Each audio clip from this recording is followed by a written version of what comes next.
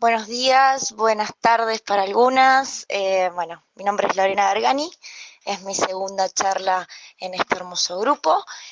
Primero que nada, a todas las colegas argentinas, feliz día, como dijo Ceci, es el Día del Bartender.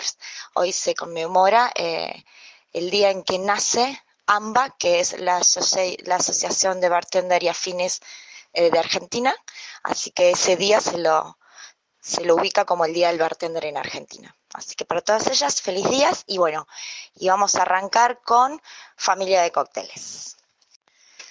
Bueno, le voy a dar un marco teórico, como para ir ubicándonos en el tema, que es desde cuándo se escucha la palabra cóctel. El origen es en el continente americano, aunque hay distintas historias por muchos libros que lo sitúan en diferentes lugares y bajo circunstancias variadas, pero se conoce a finales del siglo XIX, se empieza a embotellar licores y aguardiente de calidad y es donde aparece esta palabra cocktail o cóctel para nosotros, que aparece impresa por primera vez en 1806 en una publicación de Balance, que es un periódico, en el que se designaba como una bebida estimulante realizada a base de alcohol, amargos, azúcar y agua. Bien, alcohol, amargo, azúcar y agua. Le debe estar sonando un cóctel ahí. Cuando llega a Europa el cóctel, ha pasado ya casi un siglo antes de cruzar ese Atlántico, ¿no? Y se da a conocer a nivel universal la palabra cóctel o cocktail en 1889, celebrada en París, convirtiéndose así el cóctel en una de las atracciones más grandes que va a empezar a surgir. Los componentes que integran una fórmula de un cóctel se mezclan siguiendo criterios de afinidad y contraste, sin olvidar la teoría de la sustitución, en virtud de la cual algunas bases pueden ser sustituidas por otras, creando así nuevas recetas. Vuelvo a repetir esta última parte porque es muy importante.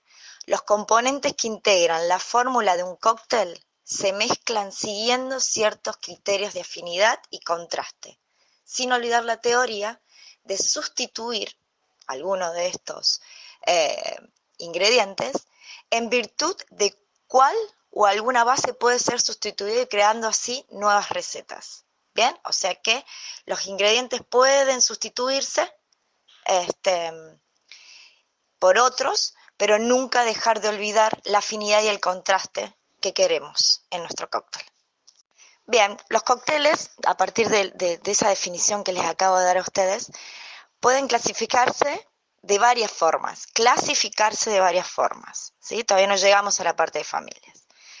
Una de ellas, la más básica, es la que atiende tanto su composición como su contenido líquido y en el alcohol que tenemos dentro de ese líquido.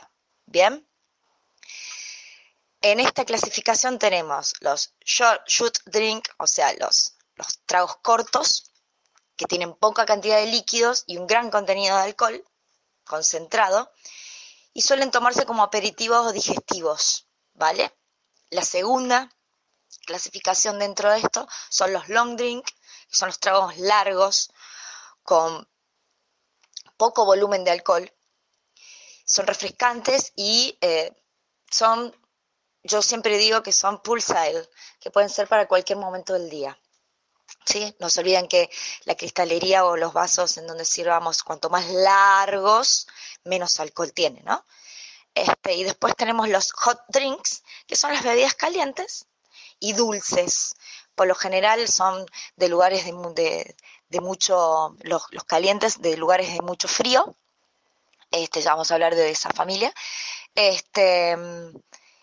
Y cumplen una función más bien social, ¿sí?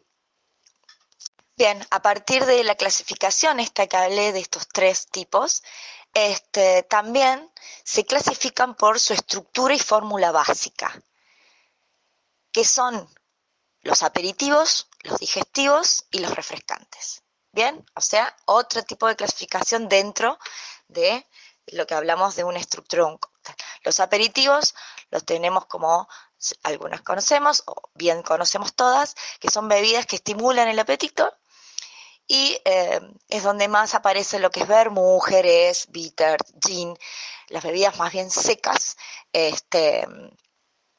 y algunas tienen grandes contenidos de alcohol, ¿sí? Como por ahí tenemos un Manhattan, un Dry Martini, y se beben antes de comer, eh, como por ejemplo, un gran ejemplo tenemos en esta categoría, el Dry Martini, ¿no? El rey de los cócteles.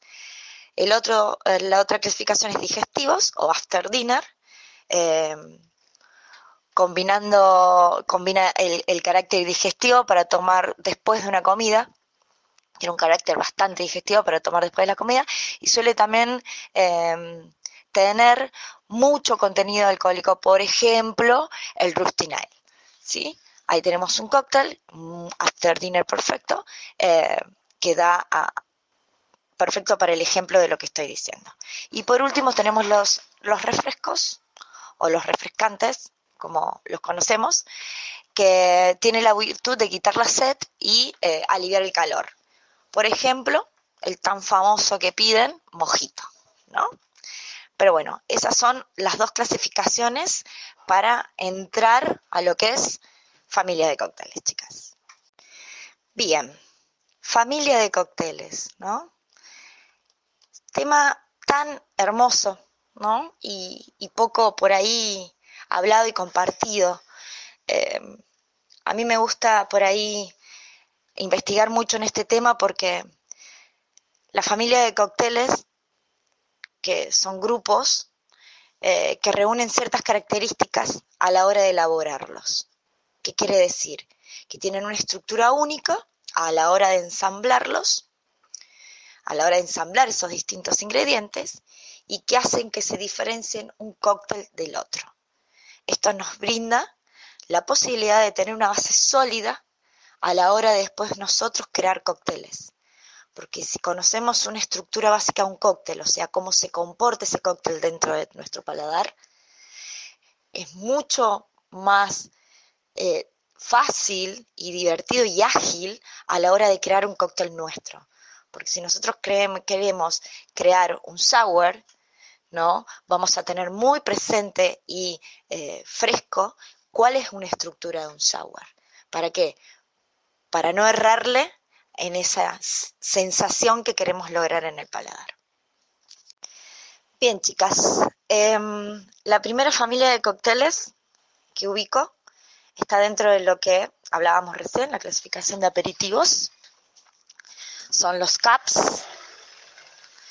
La familia de los cups se sirven en tipo copa borgoña o de vino, como quieran decir ustedes. Se elabora a base de algún tipo de vermut. Si se lo desea más aperitivo, si se lo desea un poquito más elevado en alcohol, se puede usar alguna base como un gin,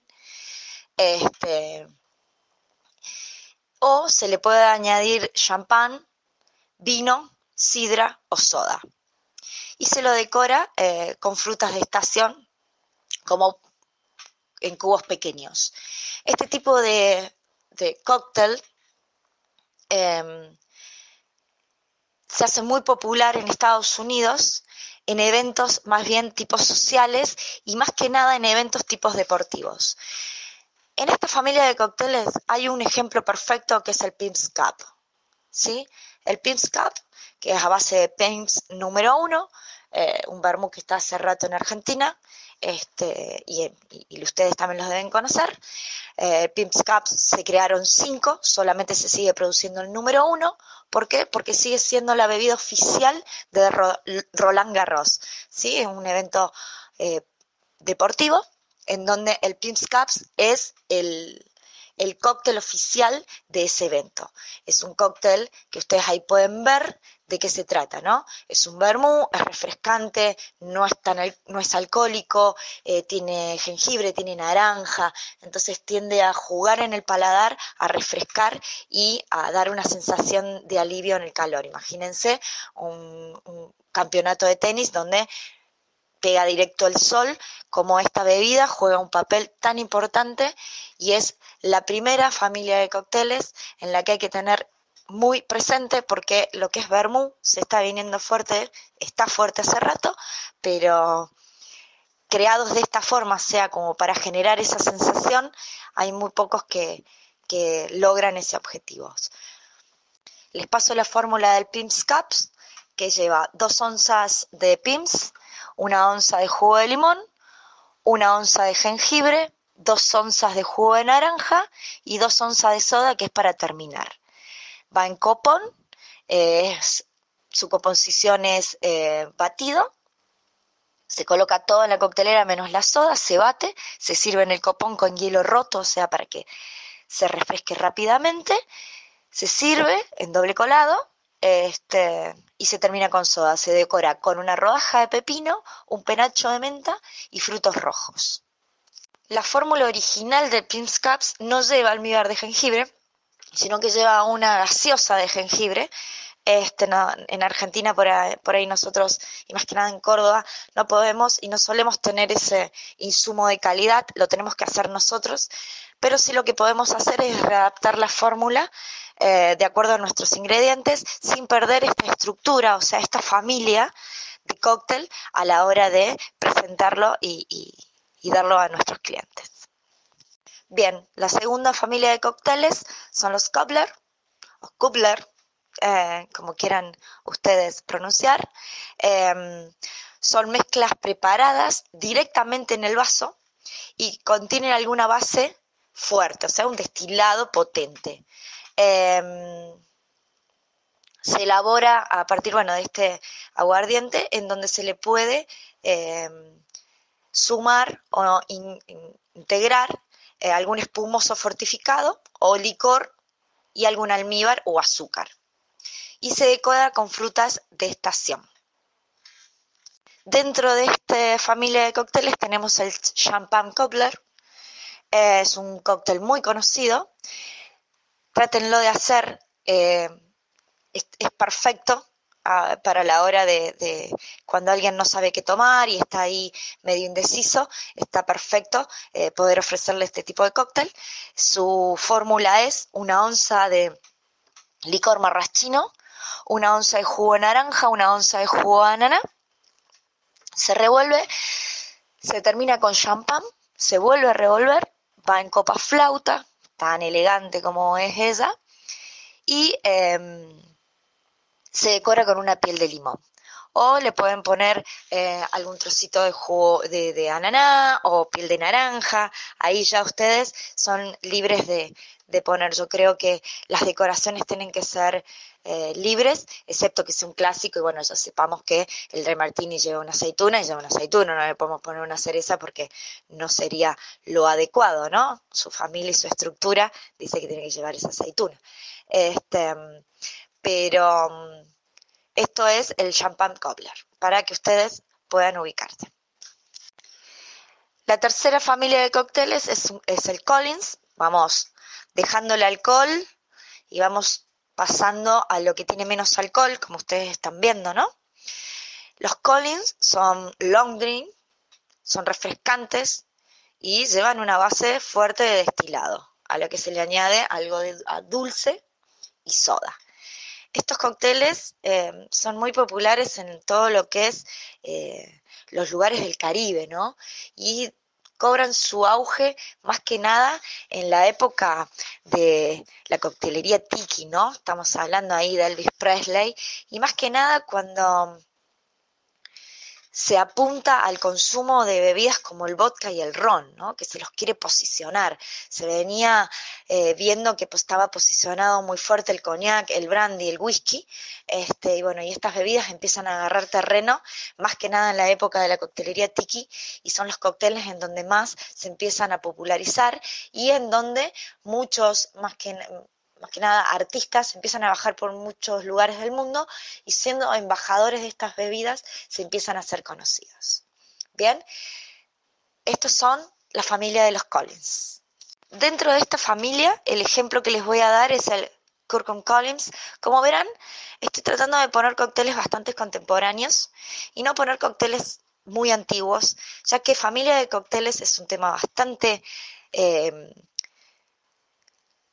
viejo, antiguo, no me gusta decir la palabra viejo, pero bueno, es antiguo, pero quería poner ejemplos contemporáneos, como algo teóricamente antiguo se adapta a la actualidad teniendo en cuenta que es una estructura de un cóctel, ¿sí? Que no puede cambiar, que más allá de que lo- la tecnología, los insumos, las bebidas, cómo lo comunicamos, cómo son las técnicas, todo va mutando y va evolucionando. Familia de cócteles no, lo que es su teoría sigue estando, lo que sí se puede es readaptarla a estos tiempos. El Kirkland Collins, para mí, es el ejemplo perfecto de lo que les estoy diciendo. Es una teoría que está comprobada, pero el Kirkland Collins es un cóctel bien contemporáneo, ¿no? No les quería hablar de un mojito. Ya conocemos toda la historia del mojito. Quería hablarles de un cóctel un poco más contemporáneo dentro de esta familia, que es el Kirkland Collins, que lleva en su fórmula 2 onzas de gin, 1 onza de jugo de limón, 1 onza de almíbar regular, partes iguales, estamos hablando, ¿no? Almíbar regular, partes iguales, una de azúcar por una de agua, y se lo termina con soda. El método de composición es macerado primero en la coctelera y después se va a batir, se va a hacer un doble colado y se lo va a terminar con soda. ¿Qué hacemos? Ponemos el pepino en la coctelera, vertemos el limón y el almíbar, maceramos fuerte, ¿no? Porque ahí hay que sacarle toda la personalidad al pepino para que se relaje y nos dé todo su aroma y sabor. Le sumamos el gin, mucho hielo abundante, batimos y en la cristalería correspondiente, que es un trago largo, ¿sí? Un long drink, eh, servimos con doble colado para que no pasen estos pequeños trocitos del pepino que van a quedar dando vuelta y se lo termina con soda y se lo decora con una rodaja de pepino. Esta familia de cócteles es ideal para el que no quiere beber con mucho alcohol. Obviamente que a la persona le tiene que gustar el sabor y el aroma del pepino, pero yo siempre digo que nos hace acordar a la sandía, nos hace acordar al melón, es un sabor bien particular y para mí es un cóctel que gusta mucho. Pueden repasar la soda por tónica, y va a quedar un poquito más amarguito, pero es un cóctel que resulta y va muy bien. La familia de cócteles que sigue son los cooler. Eh, También es una bebida que se prepara directamente en la cristalería, que es en trago largo, en donde va, con mucho hielo roto o picado. A mí el hielo picado hay que tener mucho cuidado, nos aguda muy rápido el cóctel. Prefiero el hielo en escamas o roto. Eh, se pueden aplicar, se puede emplear cualquier tipo de destilado o aguardiente como base. Lleva azúcar, algún jarabe o algún sirup, jugo de fruta o limonada, a la que se le puede, si se quiere, una presencia un poco más de alcohol, un ginger ale o una sidra o una cerveza o un champán o cava o vino espumante. De acuerdo al destilado de base elegido, vamos a ver qué le ponemos si queremos subir ese alcohol. Si va a ser un champán, obviamente tengamos en cuenta qué es lo que más ensambla y se lleva tan bien y combina bien con lo que es el champán. Si es cerveza hay que tener cuidado también con qué destilado vamos a trabajar si después queremos subirle el alcohol. También se decoran con frutas frescas y piel de cítricos. Este tipo de cócteles se hicieron muy populares en la década del 40. ¿Por qué? Porque aparece todo este revuelo de la vuelta de los cócteles, entonces se pone todo como mucho más vistoso, empieza el auge de vuelta, empiezan a haber productos que no había, empieza a haber accesibilidad, empieza a ser todo muchísimo más vistoso para la gente y no tan alcohólico y tan escondido y tan underground. O sea, el underground fue necesario, pero ahora estaba todo resurgiendo, estaba todo floreciendo y estos cócteles en donde más populares se hacen fue en esta época. Dentro de esta familia de cóctel les voy a presentar un cóctel que se llama Mr. Jack Daniels o Mr. Jack. En Córdoba se toma mucho, seguramente que en sus lugares también, pero es un ejemplo perfecto de esta estructura de cóctel y de familia. Lleva 1,5 onzas de Jack Daniel, estamos hablando de que es directo, obviamente, 5 onzas de jugo de manzana roja, 2 golpes de bitter angostura, se revuelve, ¿no? Obviamente con hielos bien, o sea, bien enteros, nada de hielo roto, y se decora con lajas de manzana adentro del cóctel. Entonces la gente puede ir comiendo la manzana mientras que va tomando este cóctel. Es perfecto para este ejemplo de cómo algo tiene una base, como habíamos hablado, un destilado, un jugo. No quise levantarle la graduación de alcohol, pero sí darle un resaltador de sabor, que es donde entra la angostura, ¿sí? Ya sabemos cómo se comporta un bitter dentro de una bebida, ¿no? Como esta sal y la pimienta que hablábamos la otra vez. Y lleva fruta fresca dentro de su decoración. En este caso, como elegí manzana, le pongo lajas de manzana. Bien, la próxima familia de cócteles, voy a hablar un poquito de historia, porque es muy bella la historia de ellos. Son los eggnog, sobre el siglo XVII. El término eggnog empezó a popularizarse cada vez más, tanto en Estados Unidos como en Inglaterra, aunque no se sabe con exactitud cuándo y ni dónde se originó, pero ya en esta época se empieza a escuchar ese término, eggnog. Este cóctel sin alcohol, ¿sí? Ya vamos a llegar, se hace a base de huevo, azúcar y leche, en donde se le puede añadir brandy o coñac, ¿no? Pero el que más se populariza es el eggnog, que es sin alcohol, y ustedes lo van a ver mucho en estos ponches en Estados Unidos, en épocas de Navidad, ¿sí? A esto se lo puede añadir alcohol, ¿sí? Que la receta del eggnog o ponche de huevo tiene esta variante, ¿no? De ponerse alcohol, que puede ser brandy o coñac o ron o whisky, ¿por qué no? Pero también tiene la variante de servirse fría como caliente. Como si se sirve fría, poder sustituir la leche o natilla, como dicen ellos, que es completamente diferente a lo que es la leche nuestra, por leche condensada, como para hacerlo más dulce todavía. Tratemos de manejar el dulce, chicas. Pero bueno, es un poco la historia de esta familia de cócteles. Se sirve en una copa redonda, ¿sí? Como de ponche. Si va a ser caliente, que es en una taza más bien que es resistente al calor. Y se decora con una guindilla y nuez moscada, ya sea, o canela, ya sea lleve alcohol o no lleve alcohol, es la decoración que lleva este cóctel, ¿sí? Para los eggnog, que hablamos recién, estos ponches americanos, esta historia, ¿no? Le voy a pasar la receta del cóctel más conocido, que es el eggnog cocktail, que lleva 1,5 onzas de ron añejo, una yema de huevo, 2 onzas de leche descremada, un dash de almíbar. Se sirve todo en la coctelera y se sirve en una taza tipo ponche, ¿no? Sin hielo, y se lo decora con nuez moscada rallada en el momento o canela, o las dos, ¿sí? Siguiendo con la familia, son muchas familias, eso está bueno.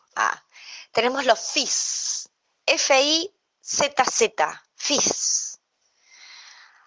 La palabra fizz, ¿no? Hace referencia a la acidez presente que va a haber en el cóctel, ¿no? No es un sour, es un fizz, ¿no? Base de un destilado, su base siempre va a ser un destilado de alta graduación, como el gin. El gin es el que más se ve en esta familia de cócteles. Jugo de limón o lima, almíbar regular y soda. Eso es un fizz, ¿no? Destilado, limón o lima, el que quieran elegir, almíbar, neutro y soda. Eso es un fizz básico.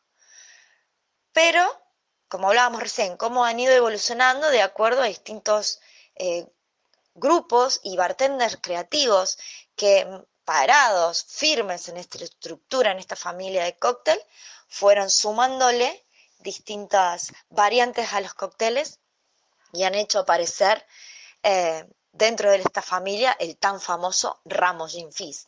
Si no han escuchado, búsquenlo. Eh, Charlotte Boisset, una colega nuestra americana, ella, una gran colega, es la que lleva la bandera de este Ramos Gin Fizz. Ella es, no sé si sigue siendo, pero bueno, por lo que yo entiendo sí, es la embajadora mundial de Hendrix, más que nada de todo el portfolio de esa empresa, pero más que nada es la cara de Hendrix. Ella es la que lleva la bandera del Ramos Gin Fizz. Es un cóctel sedoso, cremoso, casi esponjoso, ¿no? Ahí tienen perfecto la estructura de lo que es un fizz. Ramos Gin Fizz es un clásico de Nueva Orleans. Nueva Orleans es la cuna en Estados Unidos donde surgen muchísima historia de la coctelería. Y este cóctel surge de ahí, ¿no? Nueva Orleans, le paso un datito, es el único país en el mundo en donde se puede beber las 24 horas del día. ¿Bien? No por nada, Tales of the Cocktail nace ahí. Ustedes en cualquier momento del día pueden ir y beber alcohol. No es como, por ejemplo, la norma que tenemos en Argentina, que puede ser a partir de las 18 horas a las 5 de la mañana. En Nueva Orleans puedes ir y tomarte un cóctel a las 11 de la mañana sin ningún problema. Nosotros para tomarnos un cóctel ese horario tenemos que ir a un restaurante o hacernos en nuestra casa, ¿no? Pero no tenemos un bar abierto porque la normativa no acota eso, ¿sí? Pero bien, este cóctel, este tipo de familia, se hace muy popular en Nueva Orleans, más que nada en 1880, por Henry Charles Ramos. Él trabajaba en el Cabinet Saloon y hace que esta familia de fizz, aplicado a esta familia bien cítricas y burbujeante, como estamos hablando, se haga popular en la primera mitad del siglo XX, ¿sí? Es Henry Charles Ramos el creador del Ramos Gin Fizz, ¿no? Y cómo Charlotte recupera este cóctel y lo lleva adelante, como una persona con trayectoria como tiene Charlotte, se para fuerte sobre una familia de cóctel para llevar adelante una propuesta con una bebida como el gin y más que nada Henry, ¿no? Como rescata esa estructura para hacer resaltar esta bebida. El Ramos Gin Fizz, llamado en New Orleans The Only and Only On, es considerado por eso, es uno de los cócteles, cuando está bien preparado, resulta imposible rechazar. Es ideal, chicas, de verdad se lo digo, para un brunch. Se puede beber varios. O para una tardecita. Lo que sí tiene es su forma de hacer, ¿no? Hay que conseguir esa espuma estable que se pare y quede ahí montada como un beefeater. Para eso hay que agitar por lo menos la coctelera 12 minutos. Sí, chicas, 12 minutos batiendo. Sí, hay que batir. Tiene fama de trabajoso este cóctel, ¿no? Y cada ingrediente, acá, familia de cócteles, tiene un rol dentro de este cóctel.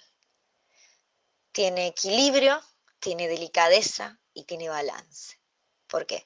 La clara de huevo le toca al cuerpo, no nos olvidemos que la clara de huevo genera un iceberg alrededor de la lengua y hace que cuando el líquido entre no sea una potencia tan directa del alcohol en nuestro paladar, sino que va a ser paulatinamente esa presencia en la lengua. O sea, va a estar ingresando el alcohol, pero al tener la clara de huevo alrededor de la lengua no es tan agresivo y tan impactante en nuestro paladar. La crema le va a dar suavidad, ¿sí? El cítrico le va a dar frescura, el gin obviamente la fuerza, la soda va a hacer que todo suba, ¿sí? Y el agua de azahar le va a aportar misterios. No nos olvidemos que los cócteles con misterio siempre se han hecho populares, ¿no? Este, lo que sí también a la hora de hacer este cóctel hay que hacer dos tipos de batidas, una sin hielo y otra con hielo. O sea, la primera va a ser un dry shake, ¿sí? Donde vamos a envolver una servilleta porque va a haber una presión de adentro de la coctelera hacia afuera. Entonces batimos un minuto, paramos, abrimos para liberar esta presión dentro de la coctelera, cerramos, volvemos a batir este dry shake, o sea, sin hielo, un minuto más y después incorporamos hielo y ahí batimos 10 minutos, ¿sí? Para hacer que este cóctel tenga esa espuma y esa textura inigualable como tiene el Ramo Gin Fizz. Le paso la fórmula y la receta del Ramo Gin Fizz, aunque pueden ver a Charlotte Boisset en YouTube o en sus páginas preparándolo. Yo he tenido la posibilidad de estar ahí con ella, he visto sus 12 minutos batiendo. No es mentira ni algo de película, realmente sucedió. Así que les paso la fórmula. Lleva 2 onzas de gin, media onza de jugo de lima o limón sutil, bien. Jugo de limón también media onza, 3/4 de onza de almíbar regular, 1 onza de crema de leche, una clara de huevo, una cucharadita chiquita de agua de azahar y hacemos el primer dry shake. Track, track, track, track, un minuto, destapo para liberar esa presión que se va a generar, porque la yema y los ingredientes generan presión de adentro hacia afuera, no es como el hielo que es de afuera hacia adentro, no se va a contraer, sino que se va a expander la coctelera.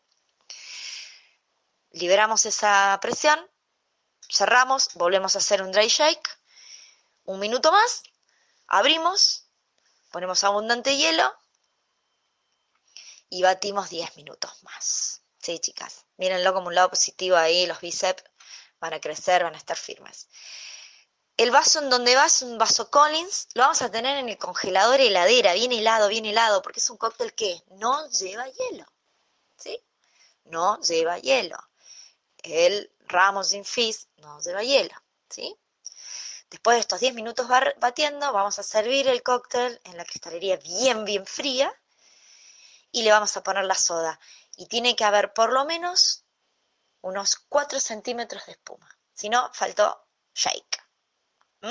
Eso es la familia de los fizz, chicas. Y los fizz son increíblemente espectaculares para comenzar a beber o para un brunch. Si alguna tiene algún evento que sea un brunch o tiene alguna idea de hacer un brunch, es un cóctel que se comporta muy bien a la hora de dar este tipo de propuesta. Siguiendo con la familia de cócteles, perdón, porque seguía con otro que bueno. Tenemos los flips, bien, F-L-I-P-S. Esta familia de cócteles fue creada a finales del siglo XIX en las tabernas norteamericanas. Como verán, Estados Unidos es la meca, ¿no? De esta familia, como hablábamos. Toda la información da hacia ellos. Pero bueno, sigamos. Los flips, como decía, creada a finales del siglo XIX en las tabernas norteamericanas. ¿Qué pasa? Debido al descenso del consumo del vino, más que nada Oporto, se empezó a mirar con más deseo a la hora de beber los destilados que llevaban de Europa, como el brandy, el cognac y los whiskies escoceses. ¿Qué pasa? Al empezar a entrar estas bebidas a Estados Unidos, estas recetas de los flips empiezan a hacer, a sufrir cambios y las combinaciones se les empieza a añadir vinos, se le empiezan a añadir ron, licores y otros ingredientes.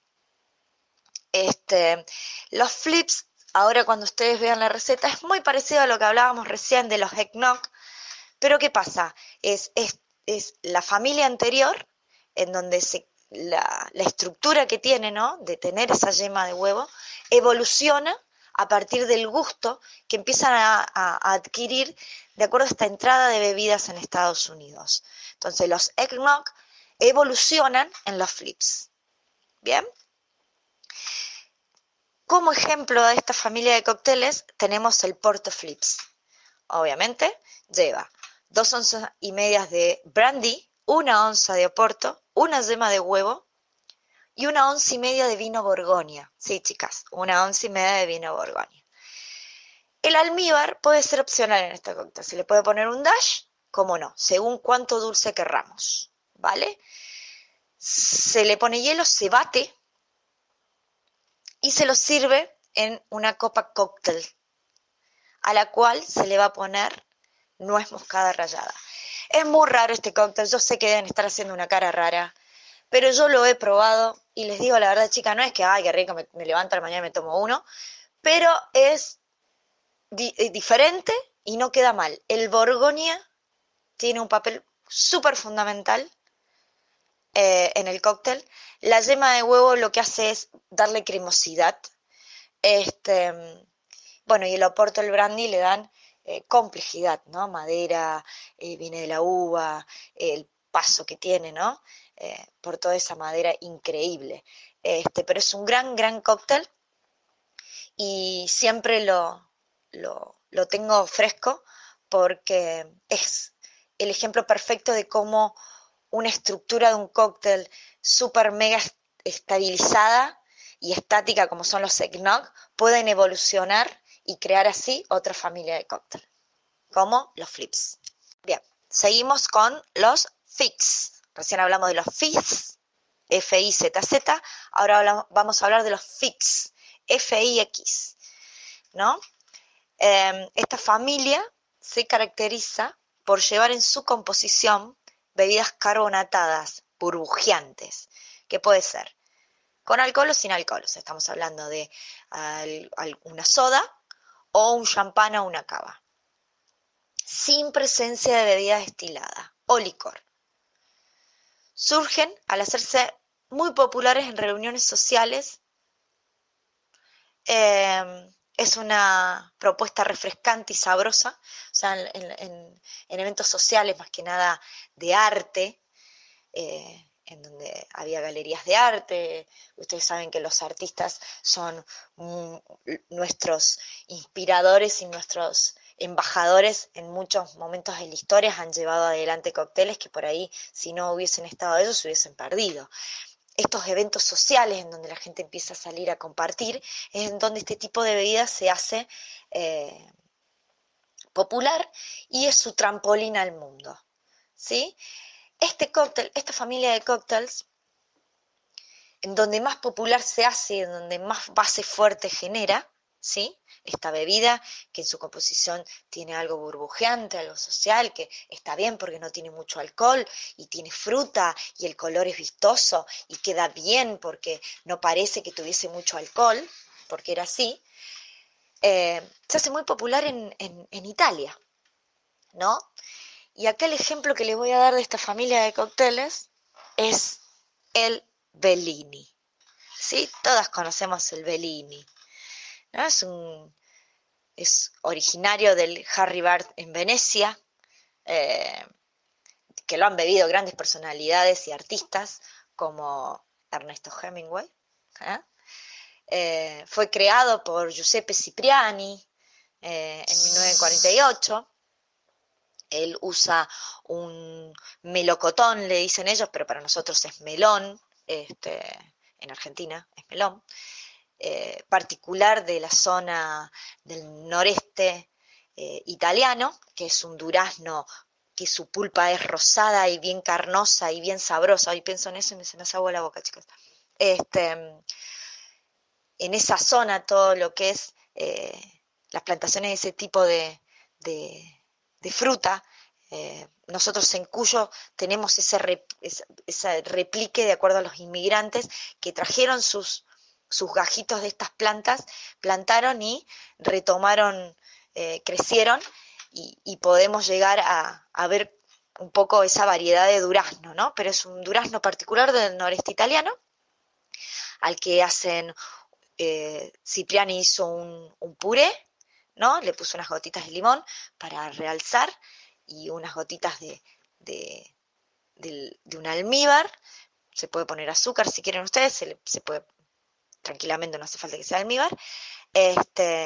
Lo lleva a la heladera, pone la copa en la heladera, es un cóctel que va en copa flauta, se sirve este puré y se lo termina con un prosecco, bien italiano también, denominación de origen controlado. Nosotros no podemos acceder a la variedad de prosecco que tienen ellos, pero hay alguno que otro dando vuelta.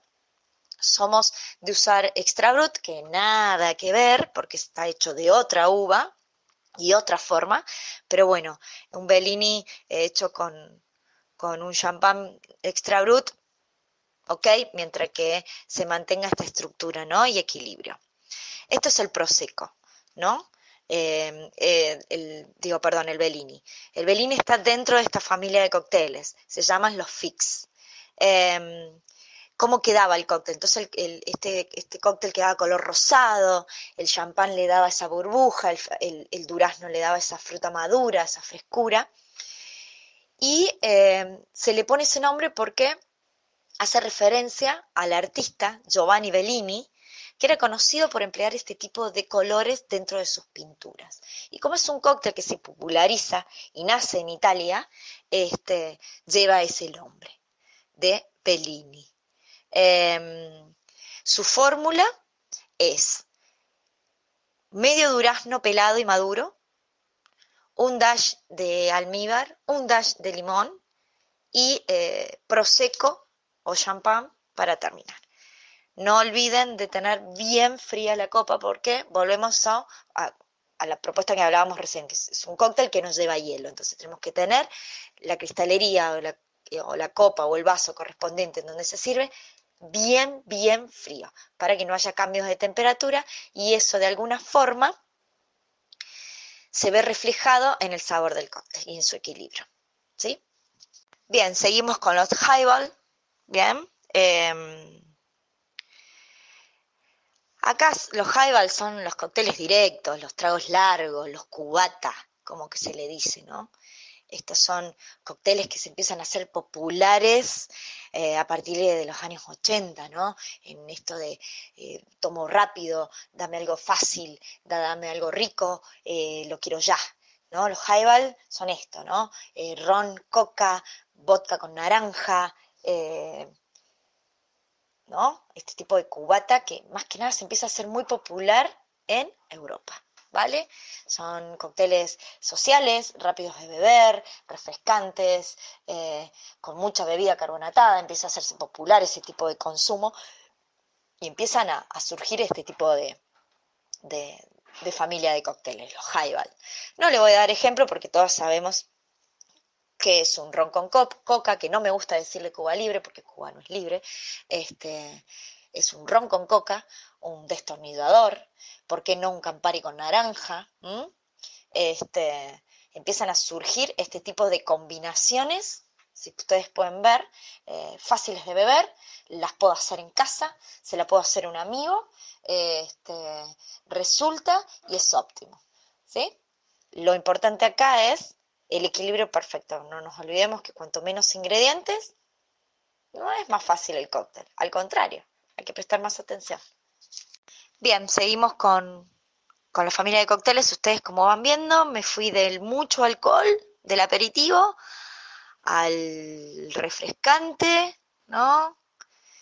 Estamos yendo para ese lado, ¿no? Lo refrescante, lo poco alcohol, y ya vamos a entrar después en los after dinner. Pero bueno, seguimos con la familia de cócteles. Los que siguen son uno de los cócteles que más me parecen seductores y es los que más por ahí la gente está bebiendo. Alguna de ustedes seguramente me va a acompañar en esto, que son los julep, ¿no? Esta bebida en trago largo, directa, montada, digo yo, en donde es un julep, ¿por qué? Porque se basa de una maceración de menta, hierbabuena, como le quieran decir, azúcar o o syrup, que puede ser regular o saborizado, pero bueno, vamos a hablar del julep en particular, azúcar, el destilado, base, y se lo termina con algunos con jugo de pomelo, algunos le ponen un chorrito de soda, o alguna otro tipo de carbonatada. Pero más que nada un julep es eso, un cóctel que parte desde la maceración de menta, almíbar, un toquecito de limón y se le incorpora un destilado. A partir de ahí puede variar de acuerdo al gusto del cliente que tengamos o del cóctel que vamos a hacer. Yo el ejemplo que doy acá, vuelvo a decir lo mismo, busqué ejemplos bien contemporáneos, no voy a hablar del julep que todos conocemos, sino que vamos a hablar del chinar julep. Y acá Victoria Mengo de Argentina, Córdoba, te debe estar haciendo una sonrisa, porque bueno, ella es la imagen de Chinar en Córdoba y lleva adelante esta bandera. Eh, Me pareció el ejemplo perfecto para esta familia de cóctel hablar del Chinar julep. ¿Sí? Es un cóctel que, bueno, como decimos, menta, 3 ramitas, una onza de jugo de limón, una onza de almíbar, se macera, se le pone hielo roto, lleva 2 onzas de chinar y se completa con jugo de pomelo. Con una cuchara levantamos, integramos y decoramos con un penacho de menta. Esto es el chinar julep, chicas, y es un cóctel realmente que gusta y mucho. El chinar es una bebida alucinante porque viene de la alcachofa y es única en su categoría, así que es muy bueno a la hora de si alguien quiere probar esta bebida, de ofrecerle esta familia de cóctel. Siguiendo con familia de cócteles, vamos a los daisies. Los daisies, sí, suena a la novia del Pato Luca, pero no es así. Los daisies es una familia eh, de cócteles en donde su propuesta es semilarga, es una bebida que se prepara en coctelera, en donde aparece la granadina acá. Y a mí, la que me conoce sabe que la granadina que tenemos, por lo menos en Argentina, Córdoba, no me gusta, porque es un jarabe espantoso que arruina todo lo que podamos hacer. No es lo mismo la granadina que he probado en Colombia, Venezuela, que es completamente diferente. Hablo de la granadina nuestra. Entonces, esta familia de cóctel, como dijimos, habían nacido en Estados Unidos. Esta granadina que está hablando de esa granadina, ¿no? De ese tipo de país, donde es un sirup bien equilibrado, donde no hay un excesivo colorante, sino más bien algo un poco más equilibrado, pero igual a mí me gusta la posibilidad de poder reemplazarlo por algún sirup casero de moras o frambuesas o frutos rojos. Es mucho más interesante al final en la composición del cóctel en sí. Entonces los daisies tienen que ver con eso, ¿no? El daisy es cuando las mujeres empiezan a tomar las barras, ¿no? ¿Qué pasaba? Hasta ese momento, hasta la década del 30, solamente a los bares iban hombres, iban mujeres con mucha personalidad, que nadie le puede decir nada, pero no eran las que más se veían. Lo que más se veía eran hombres. No se veían muchas mujeres en barra. A partir de la década del 40, ¿qué empieza a suceder? Las mujeres empiezan a tomar las calles, empiezan a fumar en público, empiezan a salir a beber. ¿Y qué pasa? Los bartenders empiezan a generar fórmulas y cócteles para ellas, para sus paladares. Ellas tomaban dry martini, tomaban whisky, ¿no? Tomaban Manhattan, pero también estos bartenders empiezan a inspirarse por esa finura y esa delicadeza y esa elegancia femenina y crean este tipo de familia de cócteles, los daisies, que es un destilado, un licor o un sirup, limón, batido en una copa cóctel. Algo tan femenino como una copa cóctel o algo tipo cóctel, no existe, chicas. Así que los daisies fueron creados para nosotras y por nosotras. Bien, dentro de esta familia está el Clabber Clubs. Lo conocen. El Clabber Clubs es para mí uno de mis cócteles preferidos. Cada vez que voy a algún lugar y lo tienen en carta lo pido. No pierdan la oportunidad de disfrutar un Clabber Clubs. Eh, es un cóctel que lleva 2 onzas de gin, una clara de huevo que puede ser reemplazada por albúmina. La albúmina es una proteína en polvo. A mí me gusta usar albúmina y no clara de huevo últimamente. Le da otra estructura a los cócteles, le da más untuosidad y la clara queda como más batida, más plantada. Este, Lleva 1 onza de sirope de frambuesas, media onza de jugo de limón. Todo esto a la coctelera, lo batimos, lo batimos, lo batimos. Obviamente hacemos un dry shake primero, sí, así la espuma queda perfecta. De 10 segundos, truc, truc, acuérdense de liberar la presión que va a generar.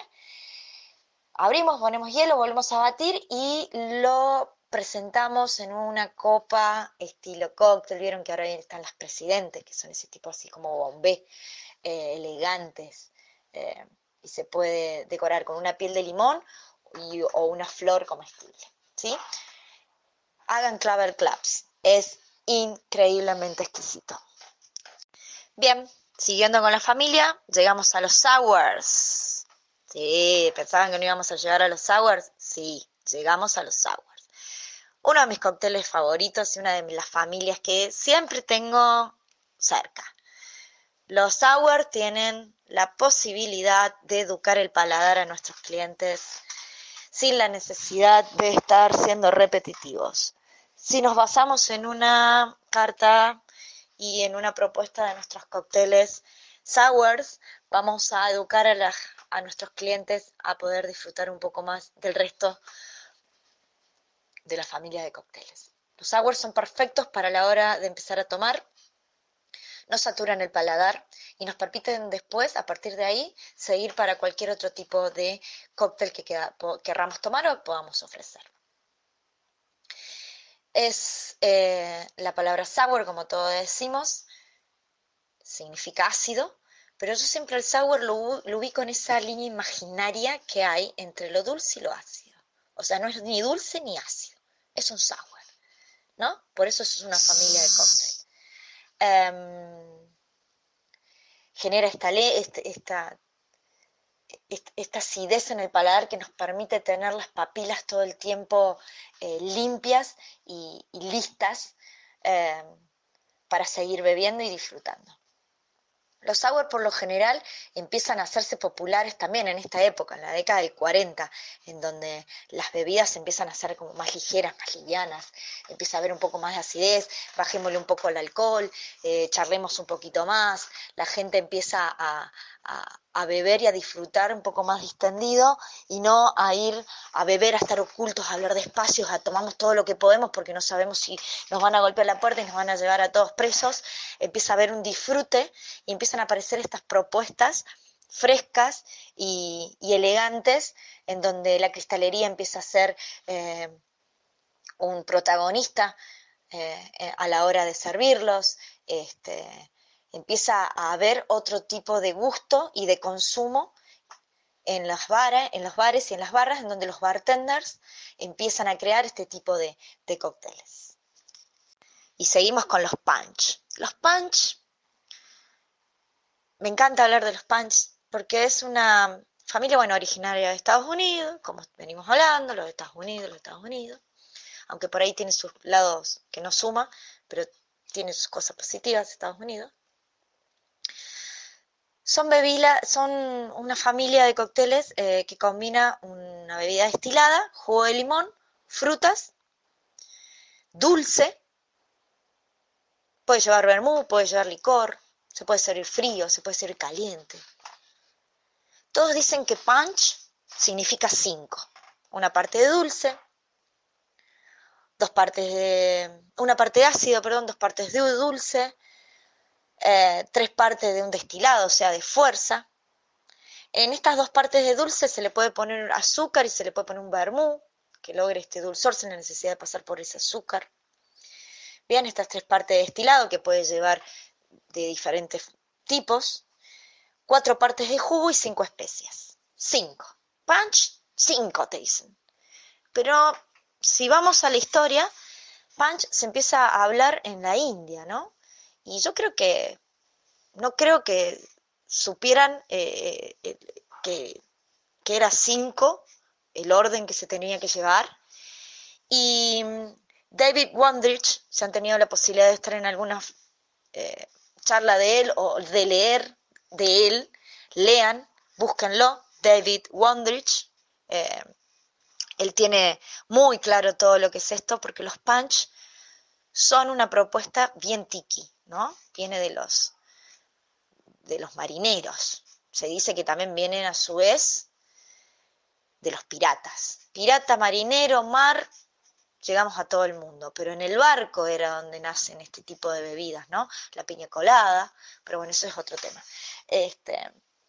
Se dice que la palabra punch, dice David, viene del recipiente en donde se hacía. ¿Por qué? Porque usaban unos toneles, ¿no? Unos barriles, más que toneles, unos barrilcitos, que lo cortaban a la mitad y se los llamaba puncheon, puncheon.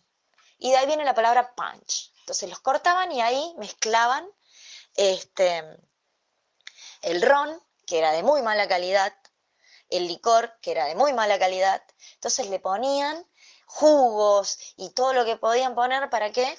Para apaciguar y, y, y no sentir tanto esta mala calidad de la bebida con la que estaba creada la receta. La primera referencia de punch se encuentra en 1632, imagínense lo viejos que son, que es, David Wondrich dice que él lo pudo ver a esto que dice, y lo dice y tiene la prueba de que es una carta entre dos amigos británicos, uno de ellos en India, el otro británico en su casa, sentado con los pies arriba de un sillón, le dice cómo es la vida en India, bla, bla, bla, que acá, que mucho, que no sé qué, que mucho hindú, no, mentira, el té, vieron que los ingleses les gusta ir a, son amigos de lo ajeno, le dice que hay una bebida que se toma mucho y que la llaman punch. Entonces ahí ya se está hablando de lo que es la palabra y el cóctel en sí. La data sí que se baja bien en perfecto es en 1638 de Albert Mendelssohn, que era un alemán que manejaba una fábrica en India, donde realizaban una bebida a base de un destilado. ¿Sí? Ellos hacían esa base, esa bebida destilada, y en la etiqueta le ponían cómo beberla y era una receta de punch, en donde tenía toneladas de azúcar. ¿Para qué? Para domesticar este ron, que no tenía un sabor muy redondito, que digamos, y refinado. Entonces apaciguaban beber este ron de esa forma, ¿no? Ya empieza a ver estas fórmulas detrás de las bebidas. A mediados del siglo XVII el ponche, que se tomaba en India, se empieza a hacer popular y empieza a llegar a otras partes del mundo y se convierte en la bebida más de moda en los cafés de Londres. Después en otros lugares de reunión, ¿no? Pero en los cafés de Londres es donde más popular se hace el punch. Claro, con la semejante cantidad de cafeína que tomaban estos animales, bestias, necesitaban bajar esa cafeína del cuerpo y lo hacían a través de ponches, que eran atractivos porque venían en estos cuencos en donde se hacían, que después se denomina poncheras, que eran muy ostentosos, ¿no? Eran como muy grandes y de metales y todos labrados, ¿no? Eran bien ostentosos. Y eran tan grandes, se decía, que podían jugar y nadar 3 niños. Imagínense el tamaño que tenían. El ponche fue la bebida de la aristocracia inglesa durante 100 años. ¿Por qué de la aristocracia? Porque los ingredientes que utilizaban, como el ron, el té, la nuez moscada, o sea, las especias que usaban para hacerlos, eran carísimas. Se decía que una taza de ponche valía la mitad de un salario de una persona trabajadora. Entonces era un gusto que te podías dar de vez en cuando, entonces solamente se lo daban los ricos. Qué bajón, ¿no? Pero bueno, por suerte esas cosas cambiaron. Y ahora, en la actualidad, estamos hablando de que los ponches están de moda nuevamente. Hay muchísimos lugares en el mundo en donde ofrecen un ponche de bienvenida a las personas.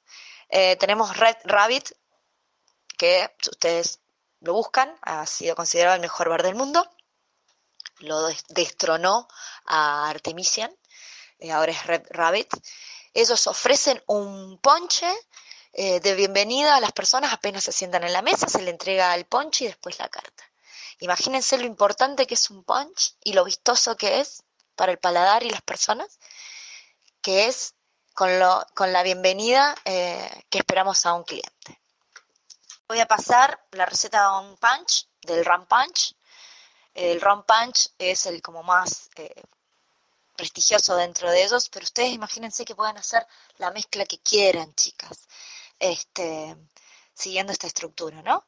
Lleva 2,5 onzas de ron blanco, al cual pueden usar esa fórmula y partir y usar otro tipo de ron añejo, lo que sea.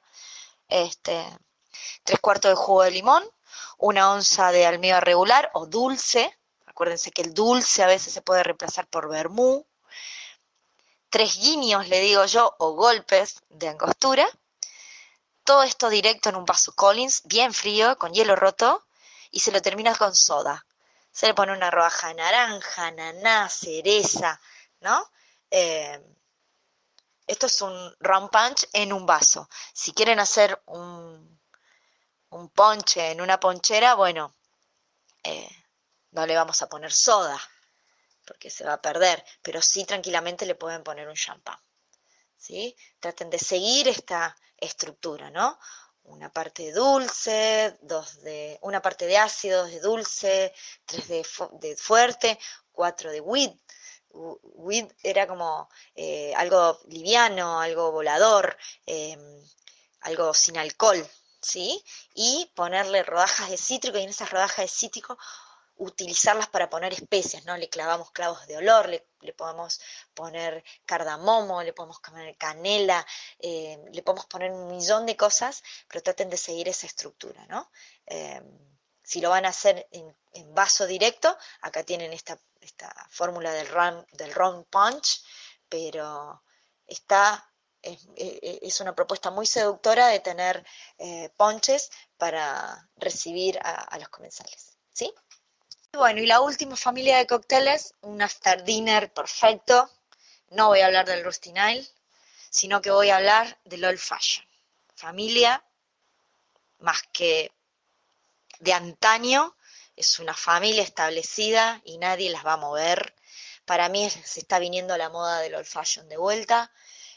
Acuérdense de lo que les estoy diciendo, se está volviendo popular el Old Fashion de vuelta y eso me encanta. Old Fashion, como dice la palabra, es un cóctel creado a la vieja salsa, como se dice en Argentina. Es un cóctel hecho de la forma antigua, que era un terrón de azúcar, unas gotitas de agua, bitter, el hielo, el cual lo vendían en barra y se limpiaba y era como oro líquido tener hielo, y bourbon, ¿no? Estamos hablando de Estados Unidos. Eso se revolvía, se ponía la rodaja de naranja. Aparece fórmulas que tienen chorrito de soda. No, chicas, el fashion no lleva soda. I'm sorry. Y no hay que macerar la naranja en el vaso. He visto cosas que me hacen daño al corazón, pero bueno, hay que dejar que la gente se exprese. El old fashion no lleva soda, ¿sí? Va en un vaso old fashion. En el momento que se crea esta familia de cóctel, que nace este cóctel, se crea el vaso. Imagínense que el bourbon que consumían era bastante complicado en el paladar. Entonces el azúcar y el bitter hacía que se volviera un poquito más ameno y agradable a la hora de poder tomar estos cócteles. Se dice que el old fashion se debe ir tomando a medida que el hielo te va brindando el agua y que cuando se toma la última gota dentro del vaso no tiene que haber más hielo. quiere decir que seguimos el ritmo que el cóctel nos va proporcionando. Acá también pueden ver como un bitter ocupa un lugar y un papel importantísimo, ¿no? Tanto en el paladar como en la composición del cóctel. En los tiempos, esta familia de cóctel ha tenido variantes, ¿no? Pero como a partir de una base de azúcar, que puede ser reemplazada por un sirope, que este sirope puede estar saborizado con diferentes especias o hierbas, ¿no? Un bitter, que puede ser un bitter de chocolate, puede ser un bitter de otro tipo de especie, que no es necesariamente que sea angostura, puede ser un peyroat, ¿por qué no? Ahí le está sonando el Sazerac, ¿no? ¿Vieron? Familia de cóctel.